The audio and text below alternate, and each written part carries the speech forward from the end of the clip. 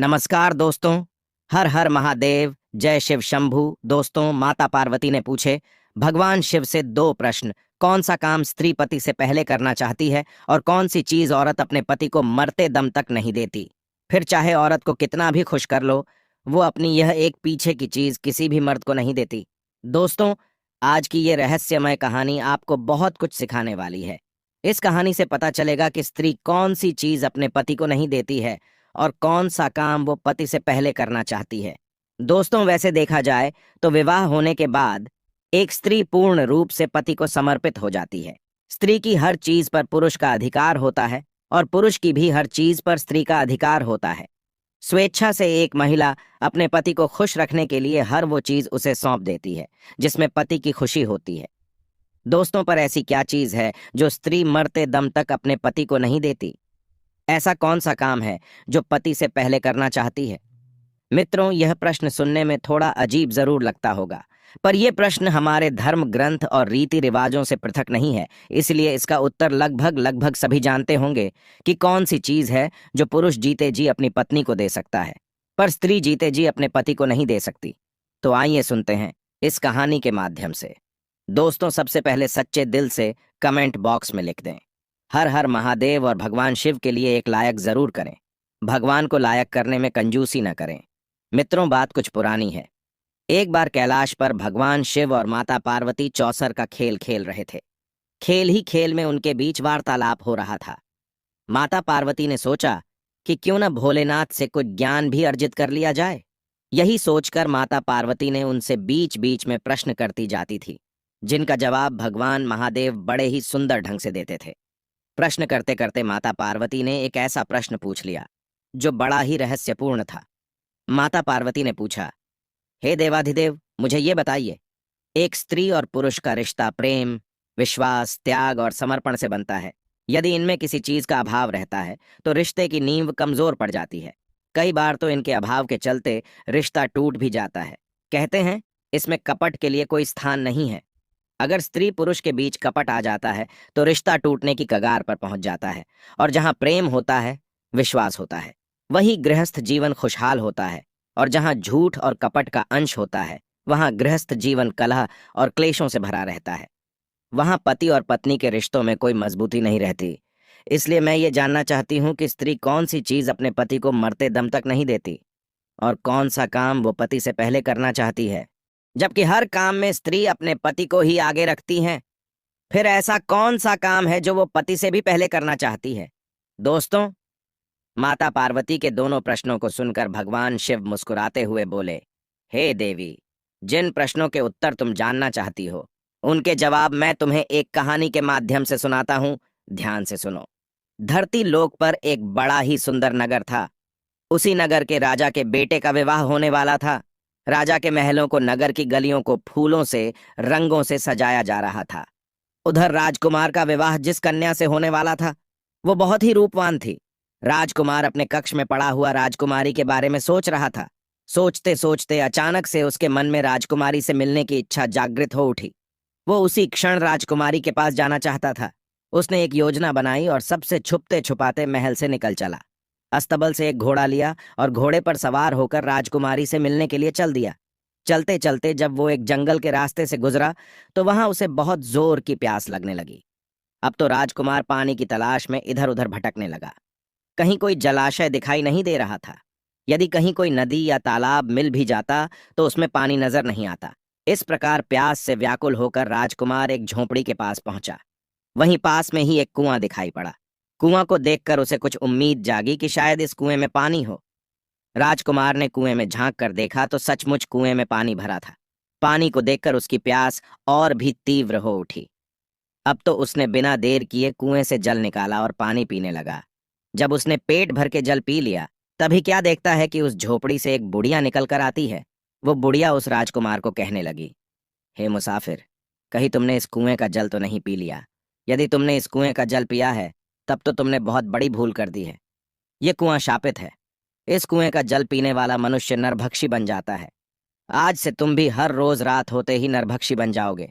उस समय तुम्हारे पास जो मनुष्य आएगा तुम उसका भक्षण कर लोगे। उस समय तुम ये नहीं सोचोगे कि ये मेरी माता है, ये मेरे पिता है। ये मेरी पत्नी है, ये मेरे भाई है, या ये मेरी बहन है, उस समय तुम्हारे निकट दिखाई देने वाला मनुष्य या पशु सिर्फ तुम्हारा भोजन होगा दोस्तों।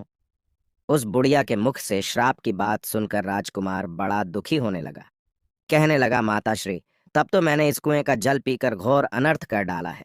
ऐसे तो मैं ना जाने कितने मनुष्यों को हर रोज अपना आहार बनाऊंगा, जिसमें मेरे अपने भी शामिल हो सकते हैं। मित्रों, राजकुमार विनती करके बोला, हे माई, क्या इस श्राप से मुक्त होने का कोई उपाय नहीं है? यदि नहीं है तो मैं अपने आप को ही खत्म कर लूंगा, जिससे मैं किसी दूसरे को मारकर अपना भोजन ना बनाऊं। तब बूढ़ी माँ कहती है, बेटा, श्राप से मुक्त होने का उपाय तो है, यदि आप कर सको तो। राजकुमार बोला, हे माँ, से श्राप मुक्त होने के लिए मैं काल से भी लड़ जाऊंगा। तुम बताओ तो सही। तब बुढ़िया कहती है, बेटा, यहाँ से कुछ मील की दूरी पर एक ऊंचा सा पहाड़ है। उस पहाड़ पर हरे भरे पेड़ पौधों से भरा हुआ जंगल है। उसी पहाड़ पर एक कायाकल्प नाम की बूटी है। यदि तुम उस बूटी का रस निकाल कर पी लोगे तो तुम इस भयंकर श्राप से मुक्त हो सकते हो। लेकिन इतना ध्यान रखना, रात होने पर तुम किसी एकांत स्थान पर जाकर छुप जाना। यदि आप कहीं मनुष्यों की बस्ती में ठहर गए तो ना जाने कितने निर्दोष मनुष्य तुम्हारा आहार बन जाएंगे।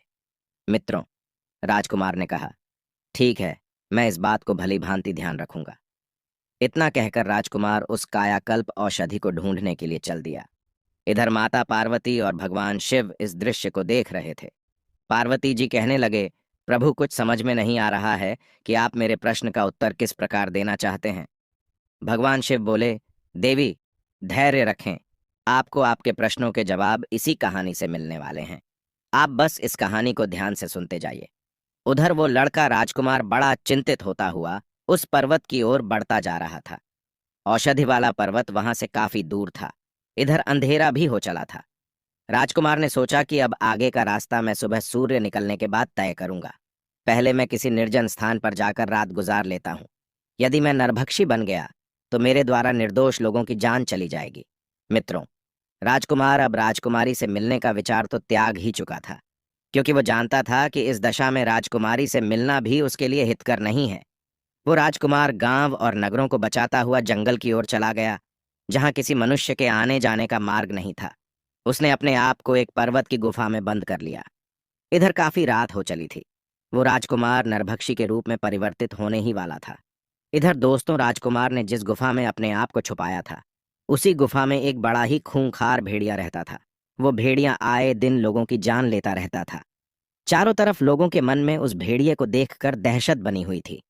जब वो राजकुमार गुफा के अंदर पहुंचा तो उसे एक खूंखार भेड़िया गुफा के अंदर बैठा मिला। उस भेड़िए ने राजकुमार को देखा तो मन में बड़ा खुश हुआ कि आज तो घर बैठे ही भोजन चलकर आ गया। भेड़िया गुर्राता हुआ उस राजकुमार की ओर जाता है। वो उसे खाने ही वाला था कि इतने में राजकुमार पर उस श्राप का असर होने लगा। पल भर में ही वो मनुष्य से नरभक्षी पिशाच के रूप में बदल गया। भेड़िए ने देखा कि ये तो कोई मुझसे भी अधिक खूंखार जानवर है। वो एकदम से डर गया और अपने आप को छुपाने के लिए जगह ढूंढने लगा। नरभक्षी राजकुमार भी भेड़िया को देखकर उसके ऊपर टूट पड़ा और थोड़ी ही देर में वो भेड़िए को मारकर खा जाता है। इस प्रकार राजकुमार ने नरभक्षी के रूप में रात उस गुफा में बिताई और सुबह होते ही वो अपने रूप में आ गया।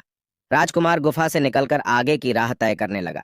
तभी कुछ गांव के लोगों ने देखा कि यह नवयुवक तो उस दिशा से आ रहा है जिधर वो आदमखोर भेड़िया रहता है। लोगों को उसे जीवित देखकर बड़ा आश्चर्य हुआ। सब लोग पूछने लगे, अरे भैया, तुम कौन हो और इधर कहाँ से आ रहे हो? इधर तो एक बड़ा ही खूंखार भेड़िया रहता है जो लोगों को मारकर खा जाता है। तुम भला जीवित कैसे बचे? तब राजकुमार ने बताया, अरे भाई, मुझे किस बात का भय लगता जिस भेड़िए की आप बात कर रहे हो। वो तो उस गुफा के द्वार पर मरा पड़ा है। मैंने उसे मार डाला। राजकुमार की बात सुनकर गांव वालों को बड़ा आश्चर्य हुआ।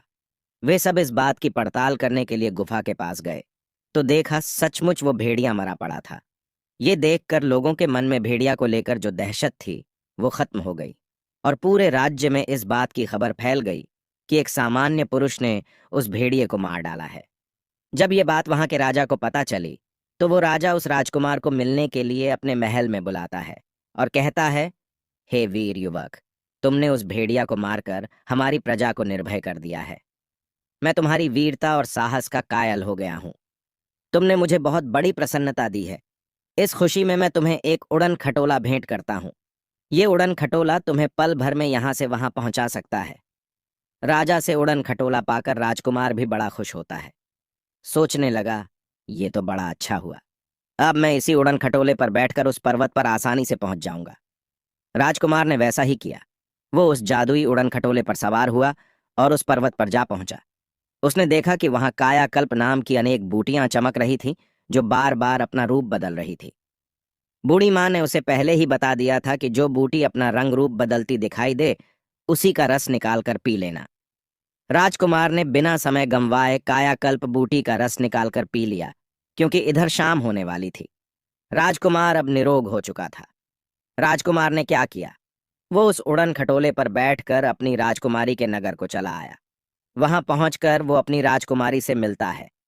राजकुमारी भी राजकुमार से मिलकर बड़ा प्रसन्न होती है। इधर राजकुमार ने अपने नगर में खबर भिजवा दी कि आप बारात लेकर आए। मैं अपनी ससुराल पहुंच चुका हूं।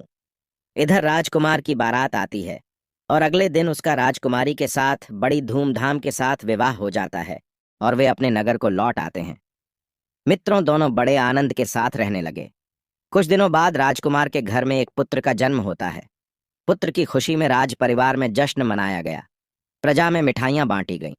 इधर माता पार्वती ने भगवान शिव से पूछा, प्रभु, आपकी लीला मेरे समझ में नहीं आई। एक प्रश्न का उत्तर बताने के लिए आपने मुझे एक राजकुमार की पूरी कहानी सुना दी, लेकिन उत्तर अभी तक नहीं मिला। तब भगवान शिव बोले, देवी, अब बहुत ही जल्द तुम्हारे प्रश्न का उत्तर मिलने वाला है। एक दिन उस राजकुमार के राज्य पर शत्रु देश ने चढ़ाई कर दी। राजकुमार अपने दुश्मनों से लड़ने के लिए युद्ध में जाता है। उड़न खटोला की सहायता से उसने दुश्मन सेना को खदेड़ दिया, पर युद्ध में तीर लग जाने से उसकी भी जान चली गई। जब राजकुमार की मृत्यु हो जाती है, तो सब लोग उसे अर्थी पर रखकर ले जाने लगे। उसकी पत्नी वहीं खड़ी होकर रोती बिलखती दहाड़े मार रही थी। राजकुमार के सभी परिवारजन उसे कंधा दे रहे थे और उसे श्मशान की ओर ले जा रहे थे।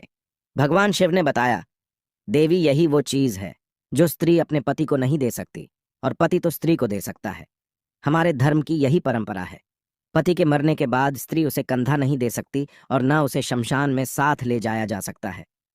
तुम्हारा दूसरा प्रश्न था कि स्त्री कौन सा काम पति से पहले करना चाहती है, तो इसका उत्तर है कि सुहागन स्त्री ये कामना करती है कि उसकी मृत्यु उसके पति से पहले हो जाए, जिससे उसका पति उसे कंधा दे सके, उसे मुखाग्नि दे सके और उसका तरण हो सके।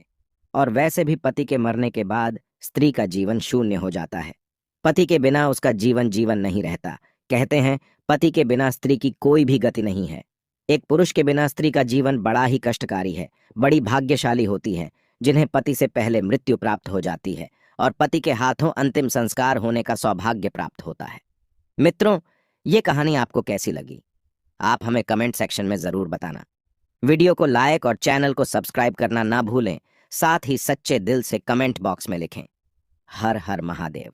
धन्यवाद।